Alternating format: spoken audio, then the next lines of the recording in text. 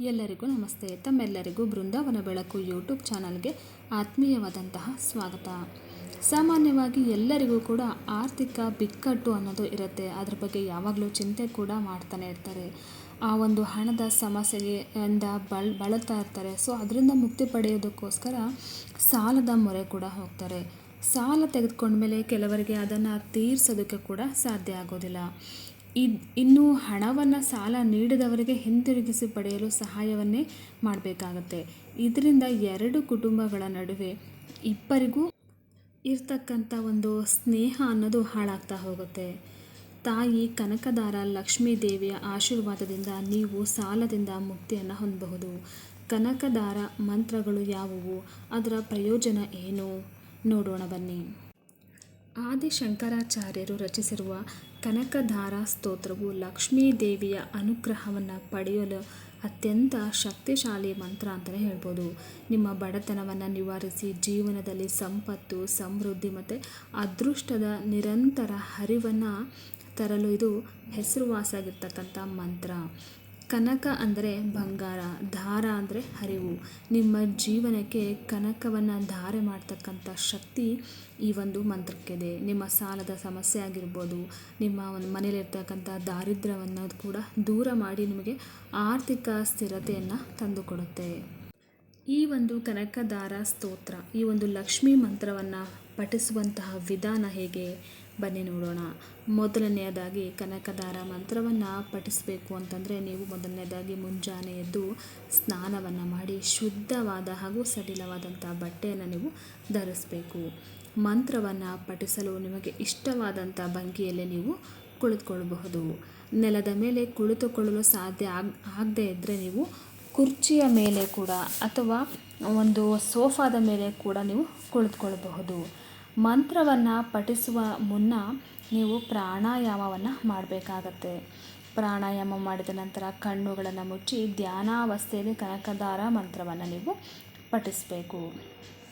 ಈ ಕನಕದಾರ ಮಂತ್ರವನ್ನು ನಿರಂತರವಾಗಿ 10 ನಿಮಿಷಗಳ ಕಾಲ ನೀವು ಪಠಿಸಬೇಕು. ದೀಪಾವಳಿಯ ದಿನ ತಪ್ಪದೇ ಕನಕದಾರ ಮಂತ್ರವನ್ನು ಪಠಿಸಿ. ರುದ್ರಾಕ್ಷಿ ಜಪಮಾಲೆಯನ್ನು ಹಿಡಿದು ಕನಕದಾರ ಮಂತ್ರವನ್ನು ಜಪಿಸಬೇಕು. ಅಥವಾ ಹೂಮಾಲೆಯನ್ನು ಕೂಡ ನೀವು ಹಿಡಿದು ಮಂತ್ರವನ್ನು ಪಠಿಸ್ಬೋದು. ಕನಕದಾರ ಮಂತ್ರ ಅತ್ಯಂತ ಶಕ್ತಿಯುತವಾದಂಥ ಮಂತ್ರ ಅಂತಲೇ ಹೇಳಿದ್ದಾರೆ. ಈ ಮಂತ್ರವನ್ನು ಪಠಿಸೋದಕ್ಕೆ ಆರಂಭಿಸಿದ ಒಂದು ಕೆಲವೇ ದಿನಗಳಲ್ಲಿ ನಿಮಗೆ ಈ ಒಂದು ಮಂತ್ರದ ಪ್ರಯೋಜನವನ್ನು ನೀವು ಪಡಿತಾ ಹೋಗ್ತೀರಾ. ಅಷ್ಟು ಶಕ್ತಿಯುತವಾದಂತಹ ಮಂತ್ರ ಇದು ಅಂತಲೇ ಹೇಳ್ಬೋದು. ಕನಕದಾರ ಮಂತ್ರ ಪಠಿಸಬೇಕು ಅಂತಂದರೆ ಕೆಲವೊಂದು ನಿಯಮಗಳನ್ನು ನೀವು ಪಾಲಿಸಬೇಕಾಗತ್ತೆ. ಏನು ಅಂತಂದರೆ, ಮೊದಲನೇದಾಗಿ ನೀವು ನಂಬಿಕೆ, ಸಂಪೂರ್ಣ ಶ್ರದ್ಧೆ, ಭಕ್ತಿ, ನಂಬಿಕೆಯಿಂದ ಈ ಮಂತ್ರವನ್ನು ಗೌರವ ಇಟ್ಟು ಪಠಿಸಬೇಕು. ಕನಕದಾರ ಮಂತ್ರ ಅಭ್ಯಾಸ ಮಾಡುವಾಗ ಯಶಸ್ಸನ್ನು ಪಡೆಯುತ್ತಿದ್ದಂತೆ ನಿಮ್ಮ ಸ್ವಭಾವವನ್ನು ಕೂಡ ಬದಲಾಯಿಸ್ಕೊಳ್ಬೇಕಾಗುತ್ತೆ. ಕನಕದಾರ ಮಂತ್ರ ಪಠಿಸೋದಕ್ಕೆ ಯಾವುದೇ ಗುರುಗಳು ಅಥವಾ ಯಾವುದೇ ಪಂಡಿತರ ಅವಶ್ಯಕತೆ ಅನ್ನೋದು ಇಲ್ಲ. ಕನಕದಾರ ಮಂತ್ರದ ಅಭ್ಯಾಸವನ್ನು ನೀವು ದೀಪಾವಳಿ ಹಬ್ಬದ ದಿನದಿಂದ ಅಥವಾ ಯಾವುದೇ ಒಂದು ಮಾಸದ ಶುಕ್ಲ ಪಕ್ಷದ ಗುರುವಾರದಿಂದ ನೀವು ಪ್ರಾರಂಭ ಮಾಡಿದರೆ ತುಂಬಾ ಒಳ್ಳೆಯದು. ನೀವು ಗೃಹಿಣಿಯಾಗಿದ್ದರೆ, ಉದ್ಯೋಗದಲ್ಲಿ, ಅಂಗಡಿ ಅಥವಾ ವ್ಯವಹಾರದಲ್ಲಿ ತೊಡಗಿದರೆ ಪೂರ್ವಕ್ಕೆ ಎದುರಾಗಿ ಕುಳಿತುಕೊಂಡು ನೀವು ಕನಕದಾರ ಮಂತ್ರವನ್ನು ಪಠಿಸಿ. ಈ ಕನಕದಾರ ಮಂತ್ರ ಅನ್ನುವಂಥದ್ದು ನೀವು ಫ್ಯಾಷನ್ನು ಅಥವಾ ಸೌಂದರ್ಯಕ್ಕೆ ಸಂಬಂಧಿಸಿದ ಉದ್ಯೋಗವನ್ನು ಮಾಡ್ತಾಯಿದ್ರೆ, ಮಾಧ್ಯಮದಲ್ಲಿ ಕೆಲಸ ಮಾಡ್ತಾಯಿದ್ರೆ, ಕಲಾಕ್ಷೇತ್ರದಲ್ಲಿ ಕೆಲಸ ಮಾಡ್ತಾಯಿದ್ರೆ, ಹೋಟೆಲ್ಲು ಅಥವಾ ಇನ್ನಿತರ ಯಾವುದೇ ಒಂದು ಬೆಂಕಿಗೆ ಸಂಬಂಧಿಸಿದ ಕೆಲಸದಲ್ಲಿ ತೊಡಗಿದರೆ ಪಶ್ಚಿಮ ದಿಕ್ಕಿಗೆ ಕುಳಿತು ನೀವು ಕನಕದಾರ ಮಂತ್ರವನ್ನು ಪಠಿಸಬೇಕು. ಅಥವಾ ನೀವು ಒಂದು ವೈದ್ಯಕೀಯ ಕ್ಷೇತ್ರದಲ್ಲಿ ದುಡಿತಾ ಇದ್ದರೆ, ವಿದ್ಯಾರ್ಥಿಗಳಾಗಿದ್ದರೆ, ಕೃಷಿಯಲ್ಲಿ ತೊಡಗಿದರೆ ಉತ್ತರಕ್ಕೆ ಮುಖ ಮಾಡಿ ನೀವು ಇದನ್ನು ಹೇಳಬೇಕಾಗತ್ತೆ.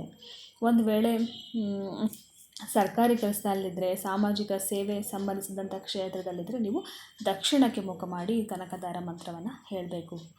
18 ವರ್ಷಕ್ಕಿಂತ ಮೇಲ್ಪಟ್ಟಂತಹ ಮಹಿಳೆಯರು ಅಥವಾ ಪುರುಷರು ಕನಕದಾರ ಮಂತ್ರವನ್ನು ಪಠಿಸಬಹುದು. ಮಹಿಳೆಯರು ಮುಟ್ಟಿನ ಸಮಯದಲ್ಲಿ ಈ ಒಂದು ಕನಕದಾರ ಮಂತ್ರವನ್ನು ಪಠಿಸಬಾರ್ದು. ಹಾಗೆ ನೀವು ಯಾವುದೇ ಶುಭ ಕಾರ್ಯ ಅಥವಾ ಒಳ್ಳೆಯ ಕೆಲಸವನ್ನು ಆರಂಭಿಸುವಾಗ ಅಡೆತಡೆಗಳು ಬರದೇ ಇರಲಿ ಅಂತ ಅಂದ್ಕೊಂಡು ಕನಕದಾರ ಮಂತ್ರವನ್ನು ಪಠಿಸಬೇಕು. ಕನಕದಾರ ಮಂತ್ರ ಸೂರ್ಯಾಸ್ತದ ನಂತರ ಪಠಿಸುವುದು ಅತ್ಯಂತ ಹೆಚ್ಚು ನಿಮಗೆ ಪರಿಣಾಮಕಾರಿ, ಶಕ್ತಿಯುತವಾದಂಥ ಪರಿಣಾಮವನ್ನು ತಂದುಕೊಡುತ್ತೆ. ಕನಕದಾರ ಮಂತ್ರದ ಒಂದು ಅಭ್ಯಾಸ ಮುಗಿದ ಮೇಲೆ ನೀವು ಅಶ್ವನಿ ಮುದ್ರೆಯನ್ನು ಅನುಸರಿಸಬೇಕು. ಈ ಮುದ್ರೆಯು ನಿಮಗೆ ಬ್ರಹ್ಮಚರ್ಯವನ್ನು ಅನುಸರಿಸೋದಕ್ಕೆ ಸಹಾಯ ಮಾಡುತ್ತೆ. ಈ ಕನಕದಾರ ಮಂತ್ರ ಅನ್ನೋದು ಅತ್ಯಂತ ಶಕ್ತಿಯುತವಾದಂಥ ಮಂತ್ರ.